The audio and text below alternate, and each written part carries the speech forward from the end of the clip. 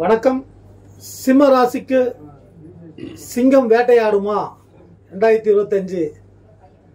இல்லை, சிங்கம் அடிப்பட்ட சிங்கமாக தான், அதாவது குடும்பஸ்தானத்தில் இருக்கக்கூடிய கேதுவும் 8ஆம் இடத்தில் இருக்கக்கூடிய ராகுவும், சிங்கத்திற்கு 7ஆம் இடத்தில் இருக்கக்கூடிய சனி பகவானும் அடிப்பட்ட சிங்கமாக, கூண்டுக்குள் மாட்டிய சிங்கமாக ஒவ்வொரு வாழ்க்கையிலும் பலவிதமான பிரச்சனைகள், அவரவர்களுக்கு வயதிற்கேற்றாற் போல் சிக்கலில் மாட்டிக்கொண்டு தவித்த நிலை 2025 மாறுமா? தற்போது இருக்கக்கூடிய கிரக சூழல்கள் இது. இன்றைய தேதி பதிவு குரோதி வருடம் மார்கழி மாதம் 6ஆம் தேதி 6ஆம் நாள் சப்தமி திதி. இன்று பூரம் நட்சத்திரத்திற்கு, பூரம் நட்சத்திரம் மகர ராசினர்களுக்கு இன்று சந்திராஷ்டமம். அதாவது மகம் பூரம் உத்திரம் 3 நட்சத்திரங்களை கொண்ட சிம்ம ராசினர்கள் வாழ்க்கையில் 2025 என்ன மாற்றம் ஏற்பட போகிறது? ஜெயிக்க முடியுமா, ஜெயிக்க முடியாதா? கிரகங்கள் சாதகமாக உள்ளதா, அல்லது கிரகங்கள் 8ல சனி வருது, அஷ்டமத்து சனி வருது, அகப்பட்டவனுக்கு அஷ்டமத்து சனி என்று சொல்வார்கள். அது சனி சிம்ம ராசிக்கு சூரியனுக்கும் சனிக்கும் ஆகவே ஆகாது. 8ஆம் இடத்தில் வரக்கூடிய சனி என்ன செய்யும் என்பதை இந்த பதிவில் பார்ப்போம். தற்போது இருக்கக்கூடிய கிரக நிலைகள், இன்றைய கிரக நிலைகள்: ராசியில் சந்திரன், 2ஆம் இடத்தில் கேது, 4ஆம் சுகஸ்தானத்தில் புதன், 5ஆம் இடத்தில் சூரியன், 6ஆம் இடத்தில் சுக்கிரன், சனி 7ஆம் இடத்தில், 8ஆம் இடத்தில் ராகு, ரிஷபத்தில் குரு, அடுத்து செவ்வாய் நீச்சம் பெற்று உள்ளார் விரயஸ்தானத்தில். இது தற்போதைய கிரக நிலைகள். இந்த பதிவை பற்றி ஒரு அலசல் பார்ப்போம். வணக்கம். வணக்கம். ஓம் ஸ்ரீ உச்சிஷ்ட மகா கணபதியே நம. இப்போது பார்க்க போறது சிம்ம ராசிக்கான பதிவுங்க. இந்த சிம்ம ராசியில பூர நட்சத்திரத்துல ஒரு நேர் கேட்டிருக்காரு, எனக்கு வயசு 64ஆவது சார், என்னை சுத்தி ஃபுல்லா கடலாக தான் இருக்குது.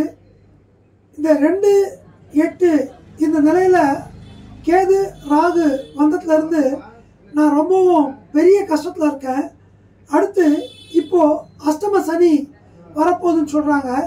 இந்த நிலையில என்னுடைய கடனுடைய விஷயமோ என்னுடைய மனநிலையோ எப்படி மாறப்போகுதுன்னு தெரியல. இப்பவே என்னை சுத்தி கடன் தான் இருக்குது. இவங்க டெய்லி என்னை கேள்வி கேட்டு நான் என்ன நிலையில மாற போறேன்னே தெரியல, என்ன முடிவு போக போறேன்னே தெரியாத அளவுக்கு இருக்குது. எனக்கு கொஞ்சம் பரிகாரங்கள் சொல்லுங்க சார். அதாவது சிம்ம ராசினியர்கள், சனி என்றால் நிறைய பேருக்கு பயம் இருந்தாதான் அவங்க வாழ்க்கையில தோல்வி அடைஞ்சினே இருப்பாங்க. சிம்ம ராசிக்கு எப்பயுமே பார்த்தீங்கன்னா 6க்கும் 7 கூடியவன் சனி பகவான் 7ஆம் இடத்தில் ஆட்சி பலம் பெற்றுள்ளார். இது இன்றைய நிலை. 8ஆம் இடத்தில் வரும் பொழுது எனக்கு ஏற்கனவே நான் ஒண்ணுமே இல்லை, நொந்து போயிட்டேன், நான் ரொம்ப பாதிப்பை, என்ன நட்சத்திரம் சொன்னீங்க? பூர நட்சத்திரம். நிறைய பாதிப்புகளை பெற்றுள்ளேன். பொருளாதார ரீதியில் நிறைய நஷ்டங்கள், கடன், ஏகப்பட்ட கடன். அது மட்டும் இல்லாமல் உடல் ஆரோக்கிய பிரச்சனை இதெல்லாம் இருக்கு. இந்த நேரம் 8ஆம் இடத்துல சனி வந்தா என்ன பெருசா பாதிப்பு வருமானா, இதுக்கு என்ன பரிகாரம் பார்த்தீங்கன்னா, சனிக்கிழமைன்னா சனீஸ்வர பகவானுக்கு எல் தீபம், ஒரு தேங்காய் வாங்கி சரிபாதியா உடைச்சி அதுல கருப்பு எல் ஒரு துணியில வச்சு மூட்டை கட்டி அந்த துணி மூட்டையை திரியாக்கி தீபம் ஏற்றி, ஓம் நீலாஞ்சன சமாபாசம் ரவி புத்திரம் யமாக்கிரஜம் சாயா மார்த்தாண்டம் சர்வ சம்பூதம் தம் நமாமி சனைச்சரம், இந்த ஸ்லோகம் சொல்லி தீபம் ஏற்றி வழிபடுங்க. நிச்சயமாக 64 வயசுல 84 வயசுல நல்லா இருக்கலாம். அதனால பயம் தேவையில்லை. பயந்தாதான் சனி பிடிச்சுக்கும். சனி பகவான் தவறான பாதையில் செல்பவர்களுக்கு தான் அது பாதிப்பை உண்டாகும். உங்க சுய ஜாதகத்தில் நடக்கக்கூடிய தசையின் அடிப்படையில் தான் ஒரு வாழ்க்கையில் ஏற்றம் இறக்கம் அதெல்லாம் ஏற்படும். இது ஏற்கனவே நிறைய பாதிச்சிட்டிங்க. ஒரு முறை தண்டனை கொடுத்து விட்டால் மறுமுறை அந்த தண்டனைக்குண்டான இவங்க அனுபவிச்சிட்டாங்கன்னு சொல்லிட்டு மறுபடியும் அவர் கொடுக்க மாட்டார். நல்ல மாற்றமே உண்டாகும். ஆஞ்சநேயர் பகவானுக்கு துளசி அர்ச்சனை செய்து வழிபடுவது உடல் ஆரோக்கியம் பெறலாம். சனி பகவான். அடுத்த கொஸ்டின். அடுத்து ஒரு ஆண்மையை கேட்டிருக்காருங்க. இவருக்கு வயசு 30, சிம்மராசி, உத்திர நட்சத்திரம். இவருடைய மனைவி இவர்கிட்ட சண்டை போட்டு இவரோட பிரிஞ்சு போயிட்டாங்க. 3 வருஷம் ஆச்சு. காணாமல் போன என்னுடைய வாழ்க்கை திரும்பவும் கிடைக்குமா, என் மனைவி வருவாங்களா, நாங்கள் 2 பேரும் சேர்ந்து வாழுவோமான்னு கேட்குறாரு. ஒரு குழந்தையோடு அவங்க போயிட்டாங்க, நான் நிறைய வாட்டி அவங்கள அப்ரோச் பண்ணி கூப்பிட்டேன், வரல, டைவர்ஸ் அப்ளை பண்ண போகிறேன்னு சொல்லிட்டு என்னை மிரட்டுறாங்க அப்படின்னு சொல்லி ஒரு கணவர் கேட்டிருக்காரு. சிம்ம ராசி சிம்ம லக்னக்காரர்களுக்கு பார்த்தீங்கன்னா நம்ம கரெக்டாக இருக்கணும், எதில் இருக்கவங்களும் கரெக்டாக இருக்கணும் அப்படின்ற மாதிரி அவங்க எதுலேயுமே இருப்பாங்க. ஆனால் எல்லாரும் ஒரே மாதிரி இருக்கணுன்றது அவசியம் இல்லை. ஒவ்வொருத்தருக்கும் ஒவ்வொரு கேரக்டர் இருக்கும். அந்த கேரக்டரை வந்து அந்த ஒரு கதாபாத்திரத்தை ஏற்றுக்க மாட்டாங்க. அப்போ தான் அவங்களுக்குள்ள ஒரு கருத்து வேறுபாடு வரும். கிரகங்கள் மொத்தமாக பார்த்தீங்கன்னா எல்லோர் வாழ்க்கையிலும் வளர்ச்சி சந்தோஷத்தை மட்டும்தான் கொடுக்கும். நாம் செய்யக்கூடிய தவறு, நாம் கடன் வாங்கிட்டோம், அந்த கடனை வாங்கினா கைக்குள்ள இருக்கிற மாதிரி கடனை வாங்கணும், அளவு மீறி அகலக்கால் வைக்கக்கூடாது. அப்படி இருந்தால் தான் பிரச்சனை வரும். இப்போ உங்க காணாம போன வாழ்க்கை உங்களுக்கு மட்டும் இல்லை, சிம்மராசியர்களுக்கு பார்த்தீங்கன்னா இளைஞர்கள் படித்து முடித்து விட்டு தன் தாய் தந்தையர் வாழ்க்கையை உயர்த்த வேண்டும், தனக்கென்று ஒரு அடையாளத்தை கொடுக்க வேண்டும், தன் வாழ்க்கையில் நாம் பார்க்காத ஒரு செல்வத்தை அடைய வேண்டும் என்று எத்தனையோ முயற்சி பண்ணி அத்தனையும் பின்னோக்கி வந்தது. இந்த இரண்டாம் இடத்தில் இருக்கக்கூடிய கேது பகவான். அது மட்டும் இல்லாமல் 7ஆம் இடத்தில் இருக்கக்கூடிய சனியின் பார்வை உங்கள் ராசியின் மீது குரு பார்வை யோகங்களை கொடுக்கும். குரு பார்வை 5, 7, 9 3 பார்வைகள் யோகங்களை கொடுக்கும், வளர்ச்சியை கொடுக்கும், பதவி உயர்வு, சம்பள உயர்வு எல்லாத்தையும் கொடுக்கும். ஆனால் சனி பார்வை அத்தனையும் பால். சனி இருக்கும் இடம் பார்க்கும் இடம் பாலாக இருக்கும். சனி இருக்கும் இடம் வந்து 3, 6, 11 யோகங்களை கொடுக்கும். இப்போ 7ஆம் இடத்துல இருக்காரு, 8ஆம் இடத்துல வரப்போறாரு. உங்களுக்கு நீ கிடைக்கக்கூடிய தண்டனைகள் எல்லாமே கிடைத்து விட்டது. ஆகையால் ஒழுக்கமாக சென்றால் சனீஸ்வர பகவான் எந்த பாதிப்பையும் கொடுக்க மாட்டார். இது வெறும் ஜோதிடம் பார்த்தால் மட்டும் எதையும் நாம் வந்து எல்லாத்தையும் நம்ம வந்து சரியாயிடுமானா சரியாகாது. அந்த ஜோதிடம் என்பது ஒரு மேப், வழிகாட்டி. அதில் நமக்கு என்ன தசை நடக்குது, என்ன தசா புத்தி நடக்குது, என்ன தசா அந்தரம் நடக்குது, எந்த கிரகம் லக்னத்தில் இருந்து நமக்கு பாதகமான திசை நடக்குதா, யோகமான திசை நடக்குதா, அதை பார்த்துக்கிட்டு அதற்குண்டான தெய்வத்தை வழிபட்டு உங்கள் முயற்சியால், உங்கள் தன்னம்பிக்கையால் சிம்மராசினியர்கள் கணவன் மனைவி ஒருவர் புரிந்து கொண்டு, அன்பை புரிந்து கொண்டு, ஒருத்தர்கிட்ட இருக்கக்கூடிய மனைவி கிட்ட இருக்கக்கூடிய கெட்ட குணங்கள், கணவனிடம் இருக்கக்கூடிய கெட்ட குணங்கள் அதையெல்லாம் கழித்து விட்டு நல்ல குணத்தெல்லாம் பிளஸ் ஆக்கி, அவங்கக்கிட்ட இருக்கக்கூடிய நல்ல குணத்தெல்லாம், உங்க சமையல் நல்லா இருக்கு, நீங்க எனக்கு வாங்கி கொடுத்த ட்ரெஸ் நல்லா இருக்கு அப்படின்னு ஒருத்தரை எந்த அளவுக்கு புகழ்ந்துக்கிறீங்களோ, இது எல்லா ராசியிலும் சரி, கணவன் மனைவி அழகாக வாழலாம். கணவன் மனைவி வாழ்க்கையில் எந்த கெட்டதும் வராமல் இருக்க, பிரிந்த கணவன் மனைவி ஒன்றாக சேர லட்சுமி நரசிம்மருக்கு தீபம் ஏற்றி துளசி அர்ச்சனை செய்து வழிபடுங்கள்.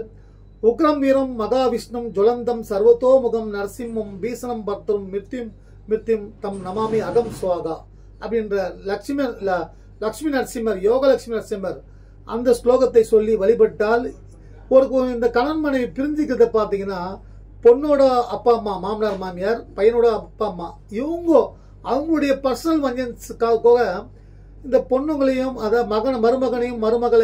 மருமகனையும் மகளையும் தூண்டி விட்டு இவங்க பிரிச்சு, சில பேருக்கு எல்லாரும் பார்க்க மாட்டாங்க, சில ஈகோ வந்து பிரிச்சு விடும். அதுக்கெல்லாம் நீங்க இடம் கொடுக்காம, என் மனைவி எனக்கு பிடிக்கும், என் கணவன் எனக்கு பிடிக்கும் என்று மற்றவர்கள் பிரச்சனைகளை நீங்கள் தீர்த்து கொள்ளுங்கள் என்று நீங்க உங்க மேல ஒருத்தர் நம்பிக்கை வச்சு முயற்சி செஞ்சாங்கன்னா கண்டிப்பா சரிங்க. இந்த புது வருஷம் கண்டிப்பா இன்னொன்னு பாத்தீங்கன்னா, மிகப்பெரிய ஒருத்தன் வந்து உங்களை வந்து காப்பாற்ற போறான். சிம்மராசினியர்களுக்கு, சிம்ம லக்னக்காரர்களுக்கும் இந்த பதிவு பொருந்தும். ஒரே ஒருத்தன் வந்து உங்களுடைய எல்லா தோல்விகளையும் தூக்கி போட்டு பெரிய வெற்றி கொடுக்க போகிறான். அவர்தான் அந்த குரு பகவான். அந்த குரு பகவான் உங்களுக்கு யார் யார் உருவத்தில் வருவார்கள் என்று தெரியாது, புரியல. அந்த குருவோட அருள் வந்து உங்களுக்கு, அதாவது ஒரு கம்பெனி நடத்துறாங்கன்னா அந்த கம்பெனியில் ஏற்கனவே நஷ்டம் நிறைய லாஸ், பணம் வேறையும், கடன், பேங்க் லோனு, எல்லா லோனும் இருக்கும். அப்போ பெரிய வாடிக்கையாளர் வந்து இந்த சமயத்தில் கை கொடுத்து மாசம் ரெகுலராக நான் உங்களுக்கு ஆர்டர் தரேன், எனக்கு பண்ணி கொடுங்க சொல்லிட்டு பணத்தையும் கொடுப்பாங்க. அங்கிருந்து உங்க வாழ்க்கை ஆரம்பிக்கும். வேலை இல்லாதவருக்கு வேலை வாய்ப்பு குரு பகவான் கொடுப்பார். நவகத்தில் இருக்கக்கூடிய குரு பகவானுக்கு தீபம் ஏற்றி வழிபடுங்கள், மிகப்பெரிய நல்ல மாற்றங்கள் உண்டாகும். அடுத்த கொஸ்டின். அடுத்து, திருமணமாகாத நிறைய பேர் இருக்காங்க. அவங்களுக்கு வந்து இந்த சனி பயிற்சி இந்த திருமணம் வாழ்க்கையை உருவாக்குமா? ஏன் கேட்டீங்கன்னா அஷ்டமத்துல போதும் சனி. இப்ப வந்து திருமணத்துக்கு காரணங்கிற வந்து நம்ம குரு எடுத்துக்கலாம். இந்த குரு மாற்றம் வந்து மார்ச்சுக்கு மேல நடக்குது. இந்த குரு மாற்றத்துக்கு பிறகு இந்த சிம்மராசினியர்களுக்கு திருமணம்லாம் கூடி வருமானு கேட்கிறாங்க. மார்ச் 29 சனி பெயர்ச்சி, அது 8ஆம் இடத்திற்கு வருகிறார். இது என்ன செய்யணும்? சனீஸ்வர பகவானுக்கு எல் தீபம் ஏற்றி வழிபட்டு விட்டு பிள்ளையாருக்கு ஒரு நிச்சயப்பட்டு, அதாவது 2.5 வருஷம்லாம் காத்து நிற்க முடியாது. சனி பகவான் வந்து அஷ்டம சனியில யாரும் கல்யாணம் பண்ணிக்க வேண்டாம், 7 சனியில கல்யாணம் பண்ணிக்க வேண்டாம், நான் தண்டனை கொடுப்போன்னு எந்த அந்த பகவான் சொல்ல மாட்டார். அதாவது சனி பகவானுக்கு வந்து நேர்மை தவறி போனால்தான் தண்டனை கொடுப்பார். அதனால திருமணம் செய்யலாம். பிள்ளையார் பாதத்தில் மணமகன் மணமகள் ஜாதகத்தை வைத்து தீபம் ஏற்றி அர்ச்சனை செய்து வழிபட்ட பிறகு நீங்கள் நிச்சயமாக, அதே மாதிரி குரு பகவானுக்கும் ஒரு அபிஷேகம் செய்து நாங்கள் திருமணம் செய்ய போறோம் அப்படின்னு சொல்லிட்டு அந்த குரு பகவானுக்கு ஒரு அபிஷேகம் செய்து விட்டு நீங்கள் வந்து, அதாவது பொண்ணு பார்க்கறது மாப்பிள்ளை பார்க்கறது ஒரு கோயிலே ஆரம்பிங்க.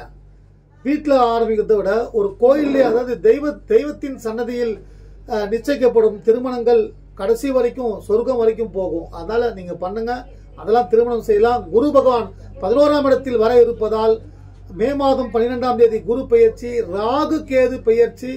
உங்களுக்கு தனஸ்தானத்தில் குடும்பஸ்தானத்தில் இருக்கக்கூடிய கேது இப்போ ஜென்மத்துக்கு வராரு. ஜென்மத்தில் வந்தா என்ன பெருசா பாதிப்பு கொடுக்குமா?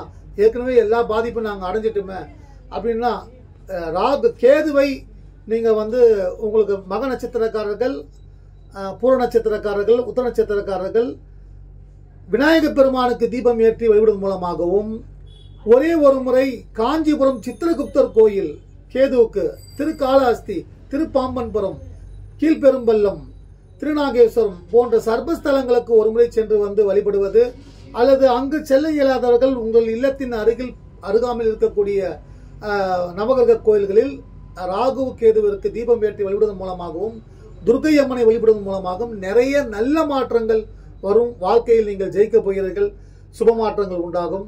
அதே சமயம் ராகு நேரடியா வந்து குரு பார்வை பெறப்போகிறார். ராகு வந்து குரு பார்வை பெறப்போவது. ராகு வந்து அயல்நாட்டு கிரகம். வெளிநாடு செல்ல காத்திருக்கும் மாணவ மாணவிகளுக்கு நிச்சயமாக வெளிநாடு செல்ல வாய்ப்புகள் உண்டாகும். அல்லது வெளிநாடு சென்று வேலை கிடைக்குமா என்று அந்த நிலையில் இருப்பவர்களுக்கு வேலை கிடைக்கும். வேலை பறிபோனவர்களுக்கு வேலை கிடைக்கும்.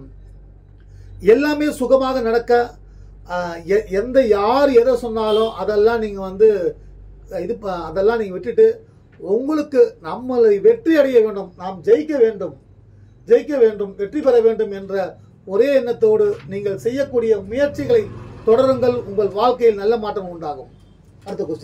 அடுத்து சிலர் வந்து நான் இந்த மாதிரி பிரச்சனைகள் இருக்கிறேன், நான் தவறான முடிவு எடுக்காத இருக்கிறதுக்கு என் மனநிலை ரொம்ப கஷ்டப்படுதுங்க, இதை மாத்துறதுக்கு என்ன கடவுளை கும்பிடலான்னு கேட்குறாங்க.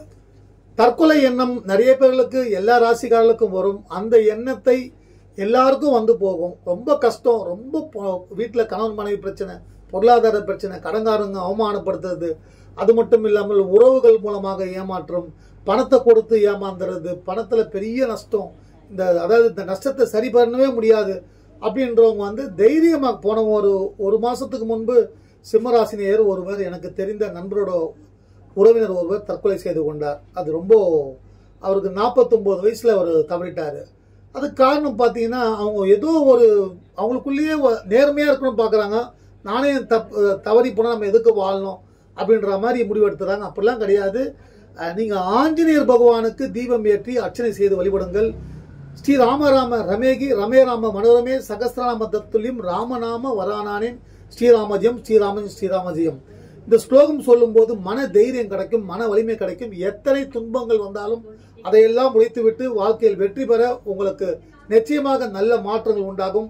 11ஆம் இடத்தில் குரு பகவான் வர இருப்பதால் 2025 நிறைய, அதாவது குழந்தை இல்லாதவர்களுக்கு குழந்தை பாகியம் உண்டாகும், திருமணமாகாதவர்களுக்கு திருமண பாகியம் உண்டாகும். குரு புத்திரகாரகன், அவரே வந்து தனகாரகன், செல்வத்தை கொடுக்கக்கூடியவர், பதவி உயர்வை கொடுக்கக்கூடியவர், அரசியலில் ஜெயிக்கக்கூடிய, அதாவது சிம்மராசி நேயர்கள், அதாவது இன்னைக்கு முதலமைச்சர் கூட சிம்மராசி தான் நினைக்கிறேன், எதிர்கட்சி தலைவரும் சிம்மராசி தான் நினைக்கிறேன். அடுத்து 2026 கண்டிப்பாக நல்ல வெற்றிகளை கொடுக்கும். அரசியலில் இருந்தால் அரசாங்க வேலை கிடைக்கும். சிம்மராசினியர்களுக்கு நிறைய சுப மாற்றங்கள். யாரோட பிரச்சனைக்கும் போயிடாதீங்க. யாரோட யாரை பத்தியும் தப்பா பேசாதீங்க. உங்க வாழ்க்கை, உங்களுடைய வளர்ச்சி, உங்களுடைய அப்பா அம்மா, உங்களுடைய மனைவி, குழந்தைகள், அந்த குழந்தைகள் வளர்ச்சி, அதன் மீது மட்டும் உங்களுடைய கவனம் வைத்து விட்டு வாழ்க்கையில் அடுத்த கட்டம் மேலே முன்னேற வேண்டும் என்ற எண்ணத்தை முழுமையாக வலிமையாக இரும்பு மனதால் உங்க மனசை இரும்பு மனசு போல ஆக்கிட்டு நீங்க பயிற்சி செஞ்சீங்கன்னா, முயற்சி செஞ்சீங்கன்னா நிச்சயமாக உங்களை உயர்த்தும். 2025 சிம்மராசினியர்கள் வாழ்க்கையில் வெற்றியை கொடுக்க வேண்டும். காணாமல் போன வாழ்க்கை அவர்களுக்கு கிடைக்க வேண்டும். திருமணமாகாத ஆண்களுக்கும் பெண்களுக்கும் திருமண பாக்கியம் உண்டாகும். மறுமணத்திற்காக காத்து கொண்டிருக்கும், அதாவது ஏற்கனவே ஒரு வாழ்க்கை டைவர்ஸ் முடிஞ்சு ரொம்ப நொந்து போயிருப்பாங்க, அவங்களுக்கும் மறு வாழ்க்கை கிடைக்கும். சிம்ம ராசி ஜெயிக்கக்கூடிய ராசி. முயற்சியை செய்யுங்கள், வெற்றி பெறுவீர்கள். நன்றி, வணக்கம். அனைத்து சிம்மராசினியர்களுக்கும் ஆங்கில புத்தாண்டு வாழ்த்துக்கள். Wish you advance happy new year. வாழ்த்துக்கள்.